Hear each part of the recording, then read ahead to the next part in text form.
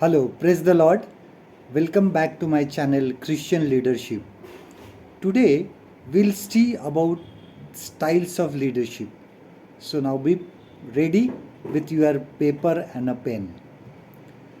We can normally see two types of leadership.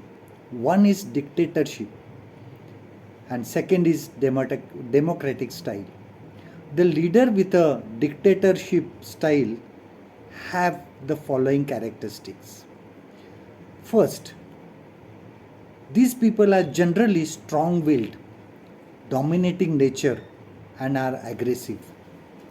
Second, they go on their own way and they think that's the right way.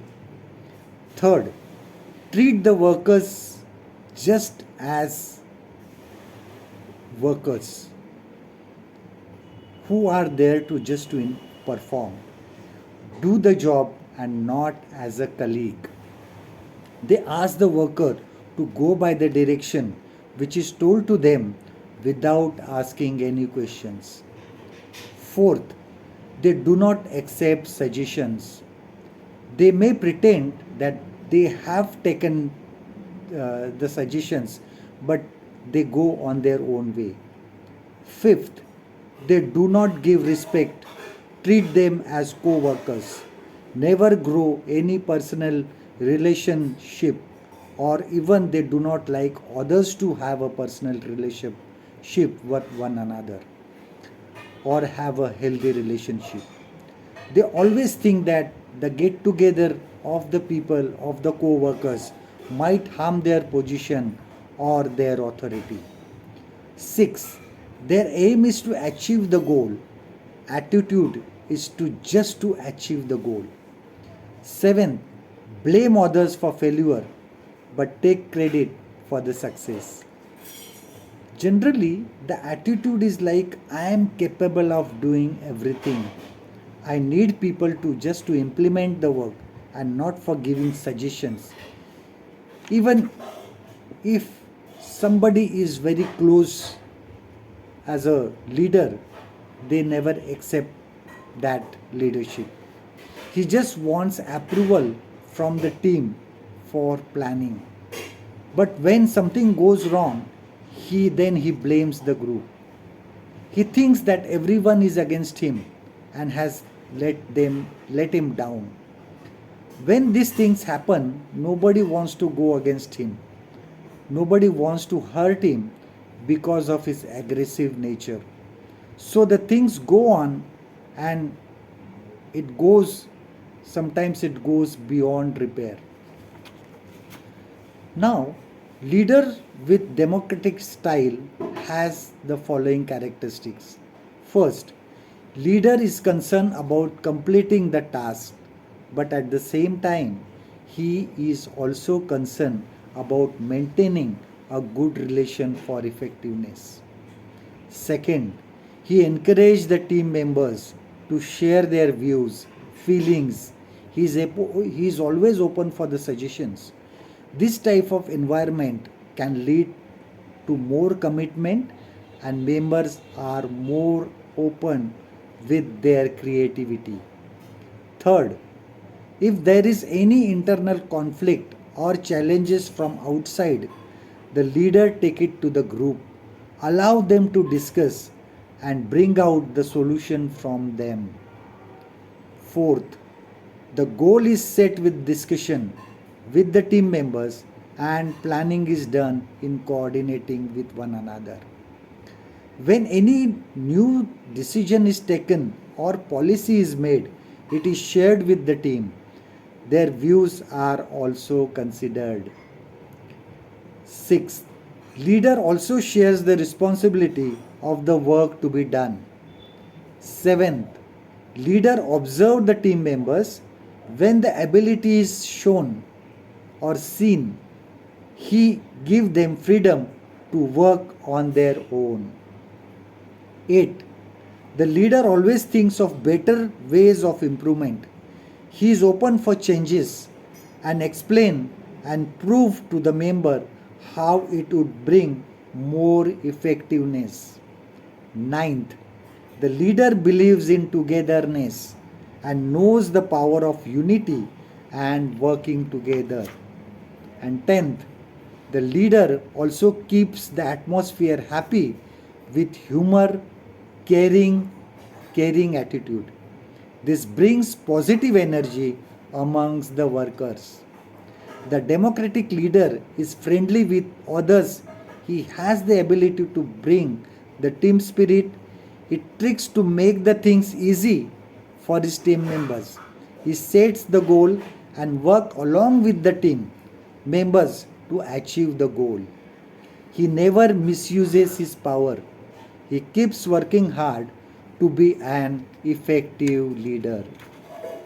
Now, what is needed to be an effective leader? Leader has to continuously improve his performance, should influence his team members in achieving a common goal. For this, he has to first ensure that the goal is achieved. For this, he will have to meet the needs of the team members to keep up the team spirit. Look at the individual needs also so that the work is taken ahead. Here, meeting the individual needs is also important because every single member of the team is important. The team member is unhappy, this will affect the work. So, to sum up the above paragraph, three things are needed. First, achieve the goal. Second, capacity building of the team. And third, encourage and develop individual.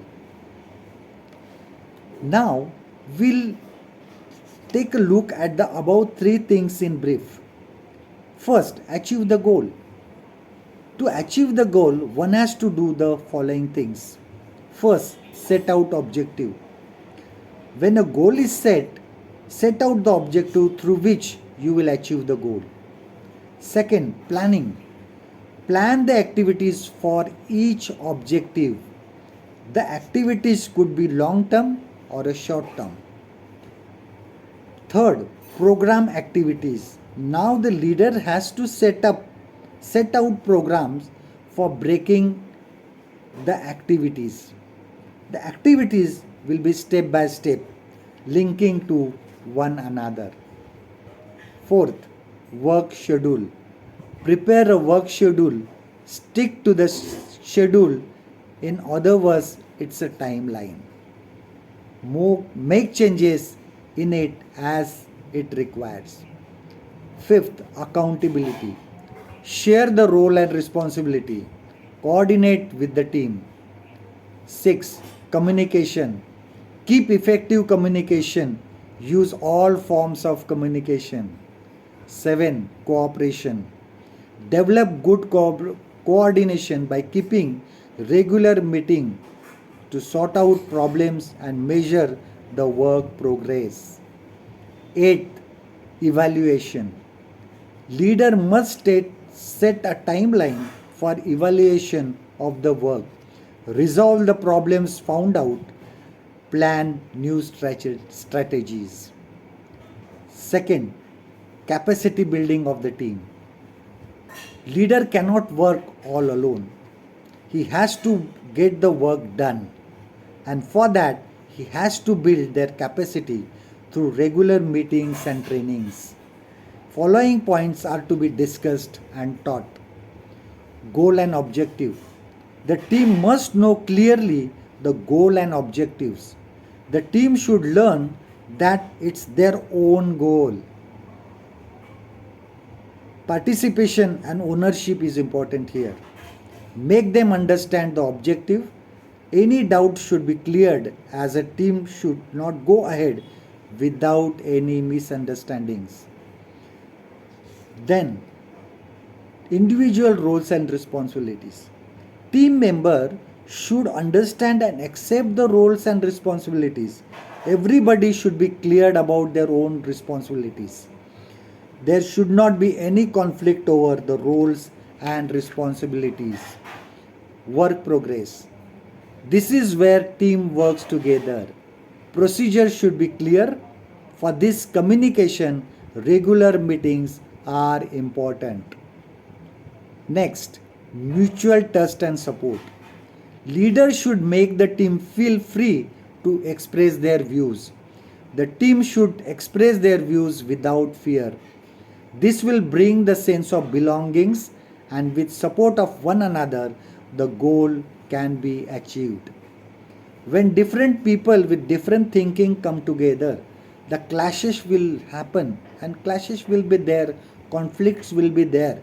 But the leader should solve it and encourage them to continue. And the last is proper utilization of the resources. When there is a team, all won't have all the people have should not have, we don't accept that everyone is very brilliant and very clever. They have different qualities and different skills. The leader should identify the resources hidden in each member, such as knowledge, skill, and experience, and use them to achieve the goal. This is all for today. Let's meet in my another video on communication. In that video, we'll see what exactly is communication and what is effective communication. Till then, bye. God bless you.